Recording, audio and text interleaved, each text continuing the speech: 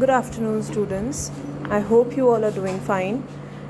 In our last class, we started chapter number 2 of geography, which is globe, latitudes and longitudes. We have already learnt about latitudes, which are the parallel lines, imaginary parallel lines which run across the earth like this. हमने latitudes के बारे में last year भी पढ़ा है. ये imaginary lines होती हैं जो horizontally earth पे रन करती हैं और ये पैरेलल होती हैं एक दूसरे से, यानी एक दूसरे से टकराती नहीं है. ठीक है, ये वाला डायग्राम आप देख लीजिए अच्छे से. इसमें हमने पढ़े थे जो मेन लैटिट्यूड्स के नाम थे: North Pole, Arctic Circle, Tropic of Cancer, equator, Tropic of Capricorn, Antarctic Circle and South Pole. Okay, ये हमारे मेजर लैटिट्यूड्स होते हैं. फिर हमने लॉन्जिट्यूड्स के बारे में भी पढ़ लिया था. लॉन्जिट्यूड्स क्या होते हैं? नॉर्थ पोल से साउथ पोल तक इमेजिनरी लाइंस जो रन करती हैं उनको हम लॉन्जिट्यूड्स बोलते हैं. ये पैरेलल नहीं होती, ये नॉर्थ पोल और साउथ पोल पे आके इस तरीके से मिल जाती हैं. ठीक है, लेकिन इनका डिस्टेंस बदलता रहता है. ये नॉर्थ पोल पे सबसे पास आ जाती हैं और बीच में सबसे दूर हो जाती हैं इक्वेटर के पास. ये सब एक ही लेंथ की होती हैं और सेमी सर्कल होते हैं, ये आधे आधे सर्कल. ठीक है, हमने ये भी पढ़ लिया था कि टोटल लैटिट्यूड्स हैं हमारे 360 और टोटल लॉन्जिट्यूड्स हैं हमारे टोटल लैटिट्यूड्स हैं हमारे 181 और टोटल लॉन्जिट्यूड्स है 360. ठीक है, ये दोनों मिलके अर्थ को इस तरीके से डिवाइड करते हैं और फिर हम आसानी से किसी जगह की भी लोकेशन जान सकते हैं लैटिट्यूड और लॉन्जिट्यूड की मदद से. ठीक है, ये मैंने आपको एग्जाम्पल बताया भी था, आपको बोला भी था सॉल्व करने के लिए, आपने किया नहीं. चलो हम बी वाला एक बार वापस देख लेते हैं. हॉरिजॉन्टल लाइंस को हम लैटिट्यूड बोलते हैं, वर्टिकल लाइंस को लॉन्जिट्यूड बोलते हैं. तो अगर मुझे इस बी का लैटिट्यूड और लॉन्जिट्यूड पता करना है तो मैं क्या करूँगी, मैं देखूँगी एक तो ये इक्वेटर हमारी सी है, सेंटर वाली लाइन, तो डी हमारा साउथ में आ गया. ठीक है, तो ये हो गया लैटिट्यूड, तो इसका हो गया डी साउथ. ठीक है, और लॉन्जिट्यूड इसका क्या हो गया, समवॉट यहाँ पर ये हमारा ईस्ट है, ये हमारा वेस्ट है, सॉरी. तो ये हो गया हमारा डी, तो डी एस हमारी हो गई लैटिट्यूड और लॉन्जिट्यूड हो गई 1 ईस्ट. इस तरीके से आपको सी डी ई भी पता करने हैं, बहुत इजी है, आप ट्राई करके देखना. ठीक है, नाउ आज हम ये पढ़ेंगे कि लॉन्जिट्यूड्स किस तरीके से टाइम डिसाइड करते हैं. अब एक जगह पे क्या टाइम हो रहा है ये हमें कैसे पता, हम कैसे पता करते हैं टाइम का जो पूरा आइडिया है वो लॉन्जिट्यूड से ही आता है. देखो कैसे कैलकुलेट करते हैं, सिंपल सी बात है. हमारे अर्थ पे 360 लॉन्जिट्यूड्स हैं.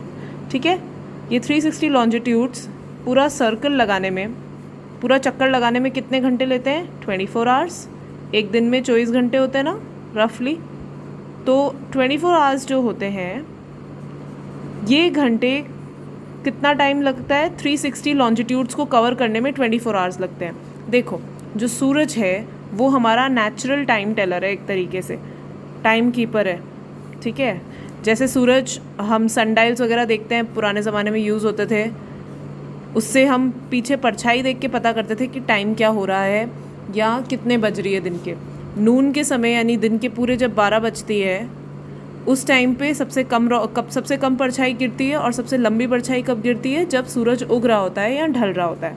इस तरीके से ये चलता है. नाउ अगर हम ये देखें प्राइम मेरिडियन जो कि 0 डिग्री लैटिट्यूड है हमारा, 0 डिग्री लैटिट्यूड पे जब 12 बज रही होती है दिन के, तो क्या होता है वहाँ पर उसके आसपास की सारी लॉन्जिट्यूड्स पे बहुत अच्छी गर्मी पड़ रही होती है. आसपास के सारे लॉन्जिट्यूड पे दिन ही चल रहा होता है क्योंकि हमारी 0 डिग्री पे दिन के 12 बज रही है. जैसे जैसे हम इससे दूर होते जाएंगे वैसे वैसे टाइम बदलता जाएगा. अब हमारी अर्थ जो है वो वेस्ट से ईस्ट की तरफ घूमती है. ठीक है, इस तरीके से घूमती है अर्थ. समझ में आया? वेस्ट से ईस्ट की तरफ उल्टा घूमती है. जैसे घड़ी घूमती है ना, हमारी घड़ी कैसे घूमती है हमारी? इस तरीके से. अर्थ हमारी इस तरीके से घूमती है, उल्टा. ठीक है, मैं एग्जाम्पल से समझाऊँ. समझो ये हमारी अर्थ है, तो हमारी अर्थ इस तरीके से घूमती है. ऐसे नहीं घूमती, ऐसे घूमती है। तो जब अर्थ ऐसे घूमेगी तो क्या होगा, जो ईस्ट है, जो ईस्ट साइड में कंट्रीज़ हैं वो पहले सूरज को देखती हैं, और जो वेस्ट साइड में कंट्रीज़ हैं वो बाद में सूरज को देखती हैं। ठीक है, ग्रीनविच हमारा कहाँ है, तो ईस्ट में क्या होता है, ईस्ट की साइड वाली कंट्रीज़ पे पहले धूप पड़ती है। अब सबसे पहले हम देखते हैं कि 360 लॉन्जिट्यूड्स को कवर होने में, ख़त्म होने में 24 घंटे लगते हैं। ये हमारी अर्थ पूरी रोटेट होने में 24 आवर्स लगाती है, और 24 आवर्स में ये 360 लॉन्जिट्यूड्स को कवर करती है। अगर मैं यहाँ बोलूँ कि मुझे 1 घंटे का पता करना है कि 1 घंटे में कितने लॉन्जिट्यूड कवर होते हैं, तो मैं क्या करूँगी, 360 डिवाइडेड बाय 24, राइट। तो मुझे आ जाएगा आंसर मेरे पास 15 डिग्रीज, यानी 1 घंटे में कितने लॉन्जिट्यूड कवर करती है अर्थ रोटेशन में, 15 डिग्री। या मैं बोलूँ कि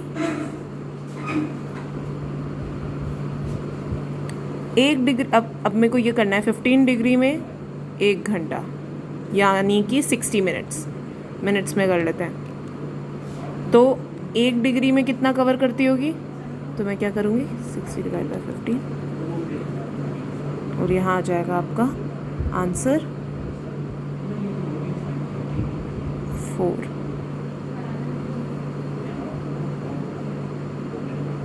राइट, 1 डिग्री कवर करने में 4 मिनट लगते हैं अर्थ को, यानी अर्थ जब रोटेट होती है तो एक लॉन्जिट्यूड से दूसरे लॉन्जिट्यूड में जाने में उसको 4 मिनट्स लगते हैं। ठीक है, तो अब हमें जब भी टाइम मैनेज करना है तो हम हमेशा ग्रीनविच से ही टाइम को कैलकुलेट करते हैं। एग्जाम्पल, अगर प्राइम मेरिडियन पे दिन के 12 बज रही है, ठीक है, अगर प्राइम मेरिडियन पे दिन के 12 बज रही है, और अगर कोई कंट्री है जो प्राइम मेरिडियन तो 0 डिग्री है, वो 15 डिग्री ईस्ट पे है वो कंट्री, यानी 15 डिग्री ईस्ट पे, तो हम क्या करेंगे,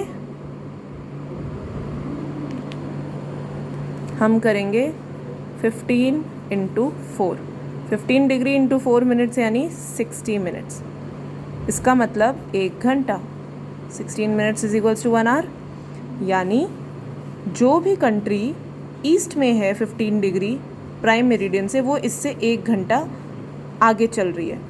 और वहीं अगर वेस्ट में चल जाए तो वेस्ट में टाइम पीछे चलता है, तो वो पीछे चल रही है। समझो यहाँ 12 बज रही है तो 15 डिग्री ईस्ट पे क्या बज रहा होगा, 1 बज रहा होगा दिन का।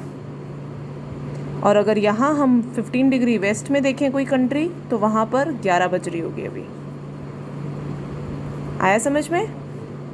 जो ग्रीनविच है उससे ईस्ट की कंट्रीज़ आगे चलती हैं और वेस्ट की कंट्रीज़ पीछे चलती हैं।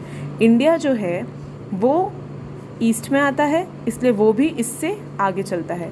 अगर 12 बज रही है ग्रीनविच में, अगर 12 बज रही है दिन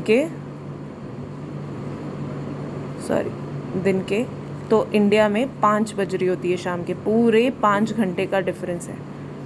आया समझ में किस तरीके से हम टाइम कैलकुलेट करते हैं? अब बहुत आसान है, हमें ग्रीनविच से टाइम को कैलकुलेट करना होता है। ग्रीनविच से वो कंट्री के बीच में जो डिफरेंस होता है उसको हम इंटू 4 कर देंगे तो हमें उस जगह का टाइम डिफरेंस मिल जाएगा। अगर ईस्ट में कंट्री है तो वो टाइम ऐड कर दो +1, जैसे यहाँ पे हमने +1 किया, ठीक है, यहाँ पे हमने +1 किया, 12 में 1 प्लस किया, और वहीं अगर वेस्ट में है तो माइनस कर देंगे, 12 में से 1 माइनस कर दिया, 11। आई होप आपको टाइम का क्लैरिटी आ गया होगा कि टाइम कैसे कैलकुलेट करना है। Thank you.